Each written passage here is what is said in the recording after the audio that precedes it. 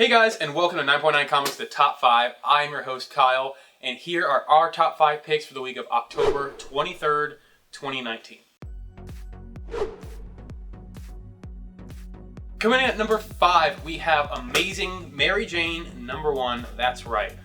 One lucky lady just hit the jackpot with her own series. The Amazing Mary Jane #1 by writer Leah Williams and artist Carlos Gomez will bow this October, putting the spotlight on the love of Peter Parker's life.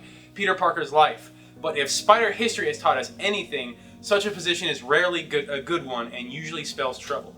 In a story spinning from the pages of Amazing Spider-Man #25, Mary Jane Watson just got her big shot. But at what cost? And can she really trust anyone as she pursues her Hollywood dreams? Mary Jane is no stranger to drama, so you can be sure that the Amazing Mary Jane will be offering up action, glamour, grit, and even a little sass in this new ongoing series coming in October, which is this month. So about this one, again, this is going to be Mary Jane's first standalone comic, so that's a big deal. Also, for you Spider-Man readers out there, this connects with Spider-Man #25, so if you want that complete story, it's carried over in this comic. And probably most importantly, for me specifically, that she's going to be getting her own art germ variant, which every good superhero should get. Our number 4 pick this week comes out of Dark Horse Comics with the release of Count Crowley, Reluctant Monster Hunter, #1 of 4. Aspiring reporter Jerry Bartman is furious when she's demoted to hosting the nightly creature feature at her small-town TV station. But Jerry quickly learns that there is no more to horror hosting than just introducing bad B-movies. Her first night in the costume of her missing predecessor, Count Crowley, finds her face-to-face with a living, breathing werewolf.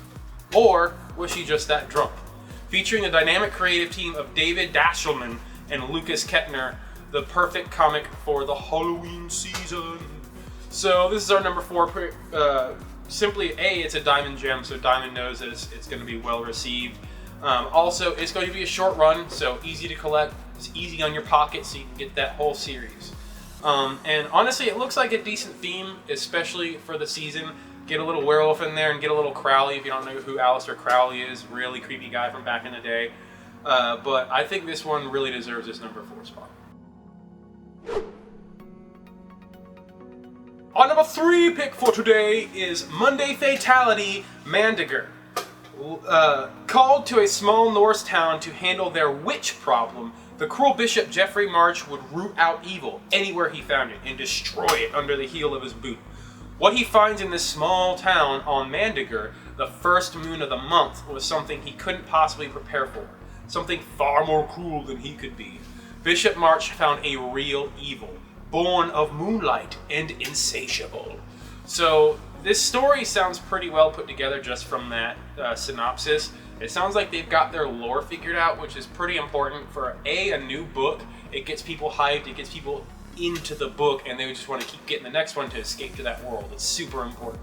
Also, this is going to be a low print run, and it's almost sold out already. So you can expect it to be out of print by Wednesday on New Comic Day.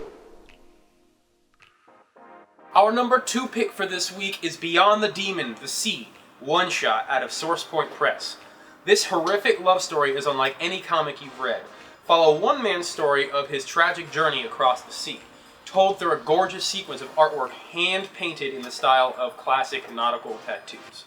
So this one, very short synopsis on this one, but it deserves the number 2 spot. For it's low print, it's almost sold out already by the time we're recording, so you can expect it to be completely out of print by Wednesday. Also, it looks like this is mostly going to be, while having a good story, it's going to be a very artwork-centric book, which is really big with collectors. So you know that all the collectors have been clamoring for it just to look at the pages or even say that they have it, just put it away, not even touch it, look at it online or whatever. But one thing collectors love is the art. And the story premise looks pretty solid and kind of reminds me of the Odyssey a little bit, which is a famous book by Homer, which was written way back in the day, older than any of us. So it's running off some good content if they really use that for inspiration. And now it's time for the 9.9 no-brainer! Immortal Hulk number 25.